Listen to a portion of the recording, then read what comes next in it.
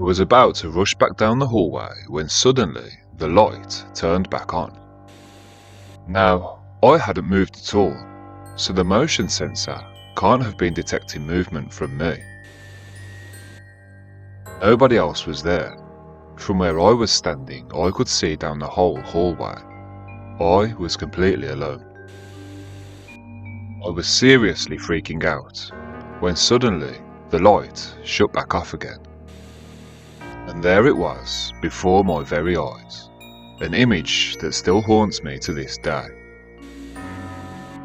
Watch this video until the end to find out what this little girl saw in a school corridor that gave her nightmares for years. I'm your host, Severed Soul.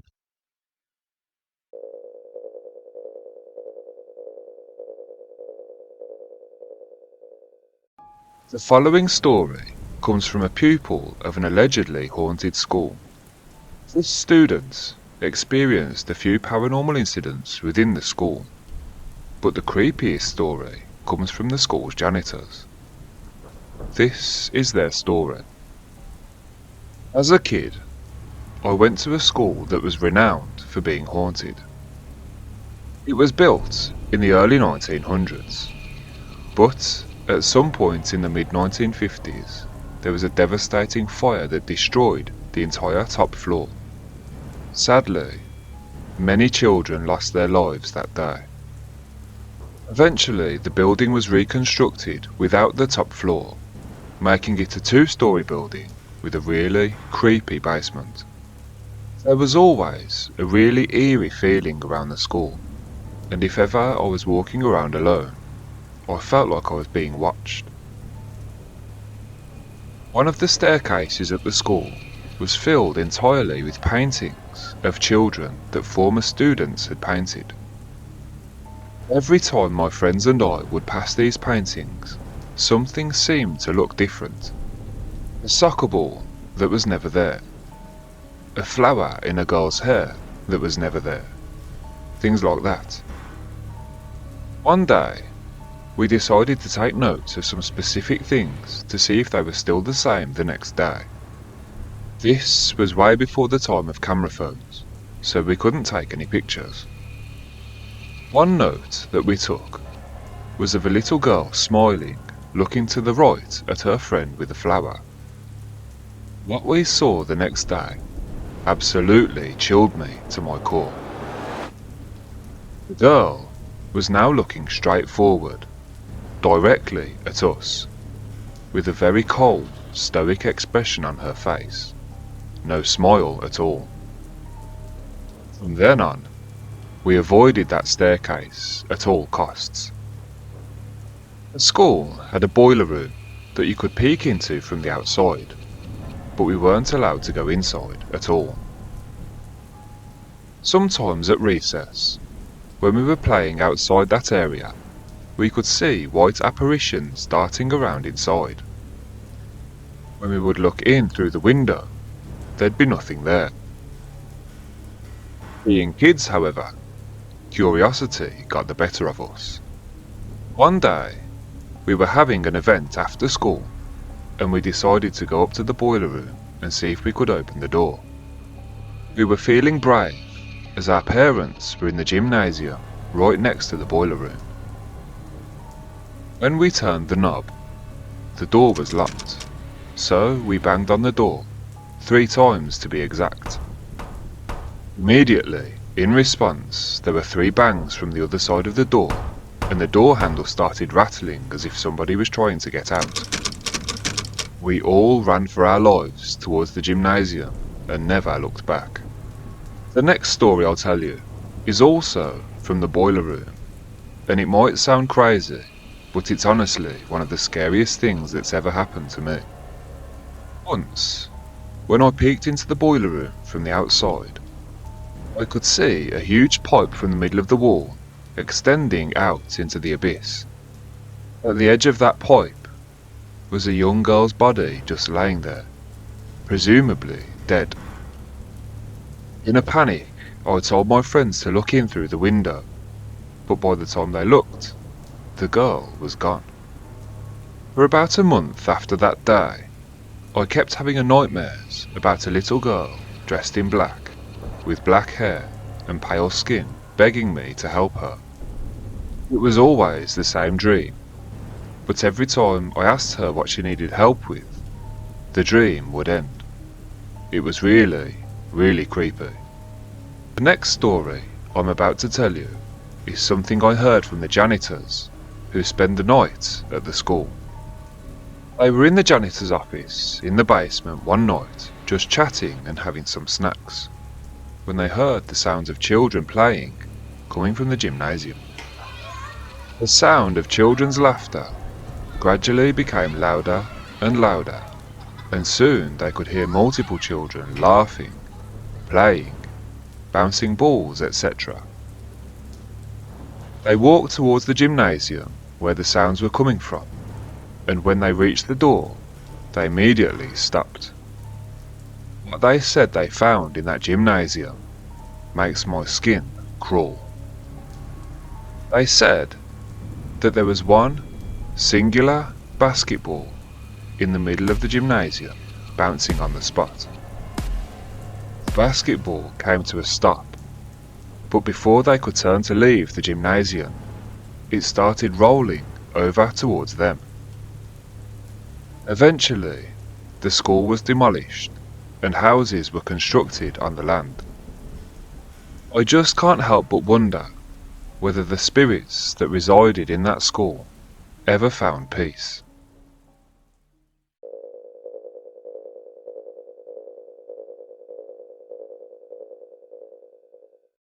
In the following story, a girl who had been attending a high school that was previously used as an all-girls boarding school had been hearing rumours of a haunting at the school.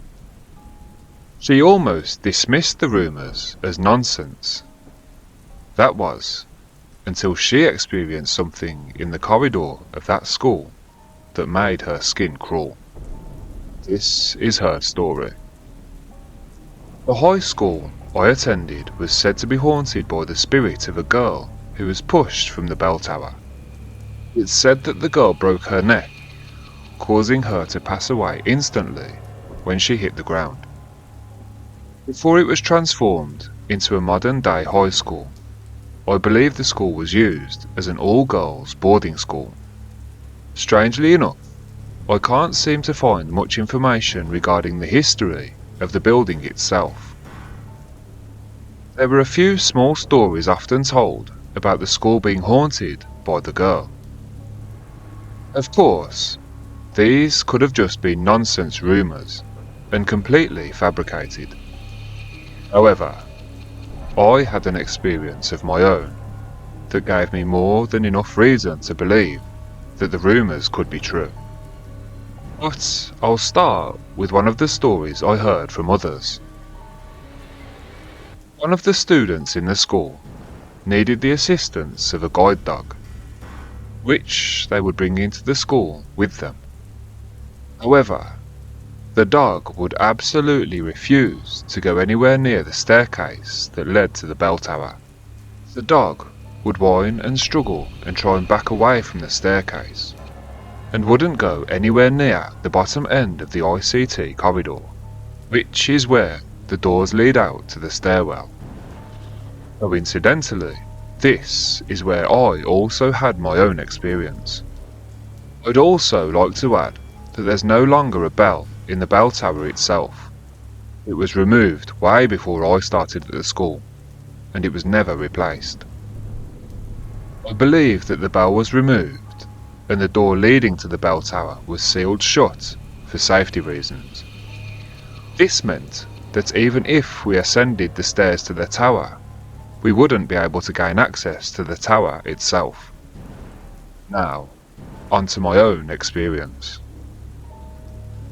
It was lunchtime, and I decided to take a shortcut through the maths corridors and take a right turn onto the ICT corridor on the second floor. I made my way towards the door that leads to the stairwell. There was one set of stairs leading down to a small foyer and a canteen. Then there was the other set of stairs leading up to the sealed-off bell tower. When I was walking along the ICT corridor, I realised that it was unusually quiet. There were no students or teachers around anywhere. It was so quiet, in fact, that you could hear a pin drop. Then, as I made my way along the corridor, I noticed the sound of a second set of footsteps coming from behind me, about halfway down the corridor. Initially, I just presumed that it must have been one of the other students, so I didn't turn around to look who it was. I just wanted to get to lunch.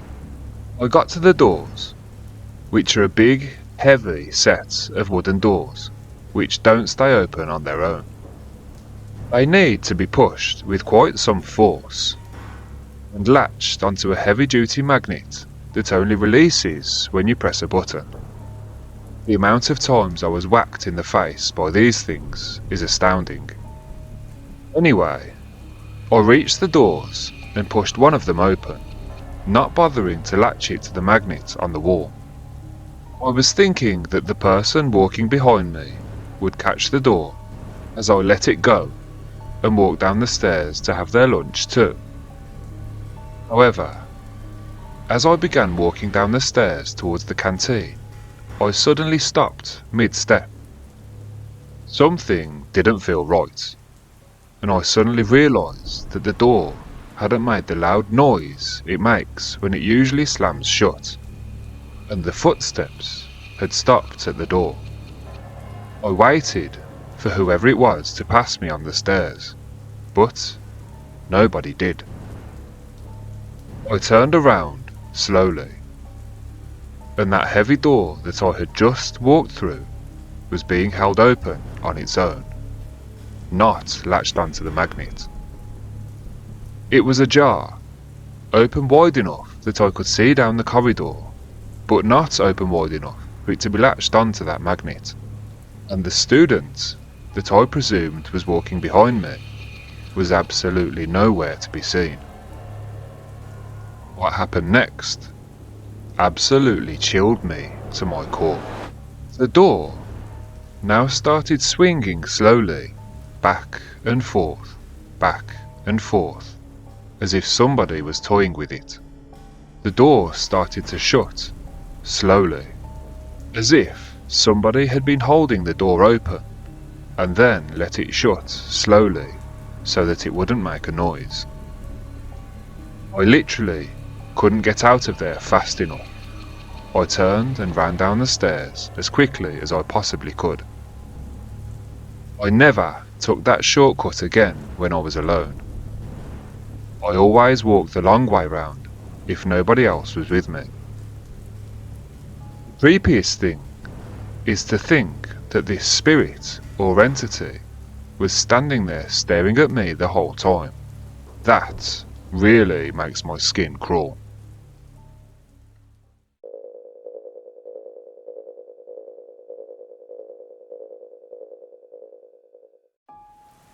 This story comes from a kindergarten teacher at a really old school where creepy things happen, which mostly have a possible logical explanation. But one day, as the children were tidying up the class, something happened that this teacher has no explanation for. This is her story. I teach kindergarten in a school that's over 100 years old. The classroom I teach in is on the second of 4 levels. We don't use the top floor at all because it's in total disrepair. Sometimes the auto flush toilet flushes on its own. Sometimes things will fall off the shelves when nobody is around. Sometimes the lights will flicker just for a moment, but I figured it's an old school and that's why these things happen.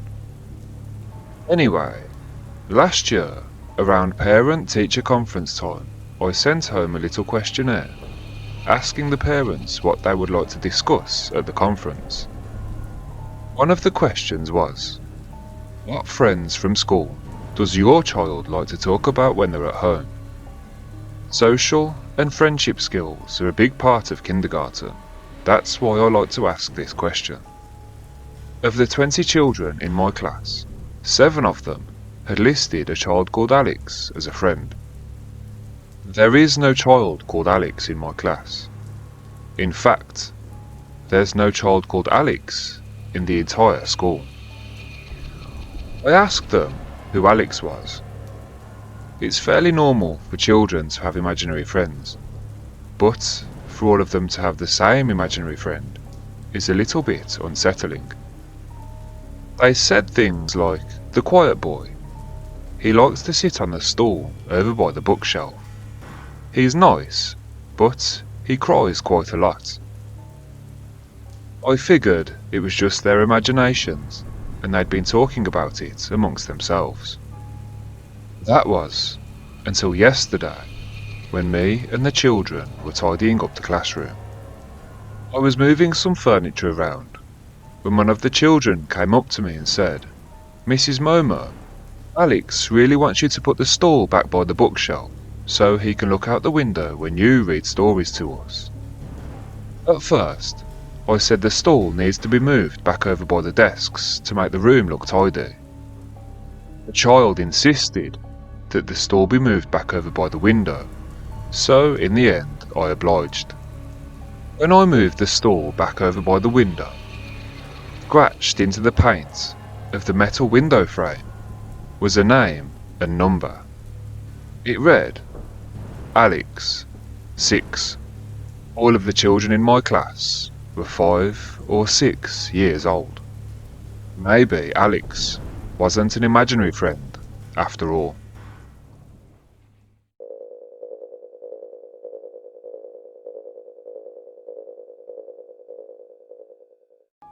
Let's get right into the story.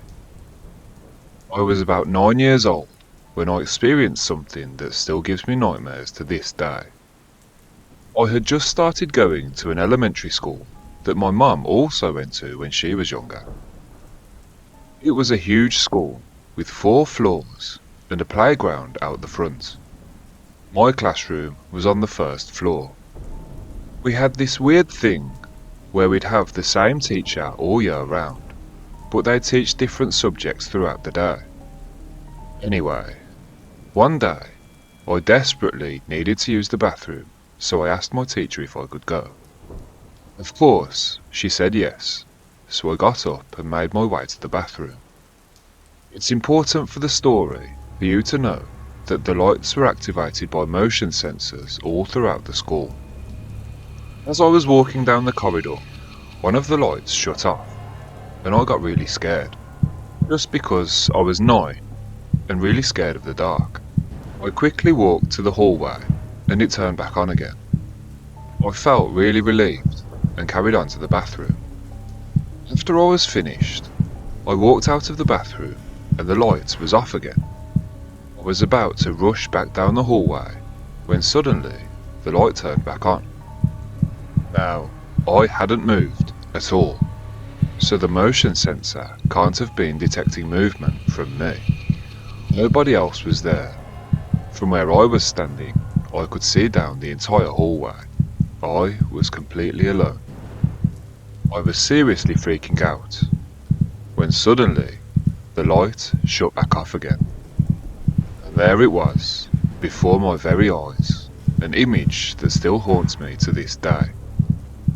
Huge, black figure had manifested in the hallway, but the most disturbing thing was the way it moved. It wasn't standing up like a person. It was on the floor, crawling like an animal. I totally freaked out and ran back to my classroom, not looking back. I was totally hysterical.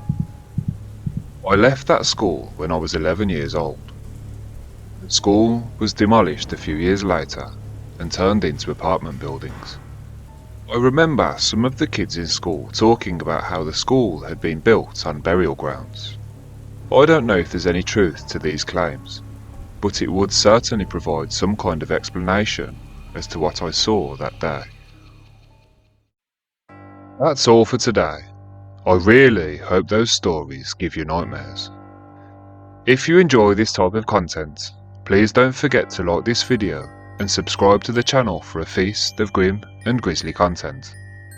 If you'd like to submit your own scary stories, then please send them to officialseveredsoul@gmail.com. Thanks for watching. I'm your host, Severed Soul.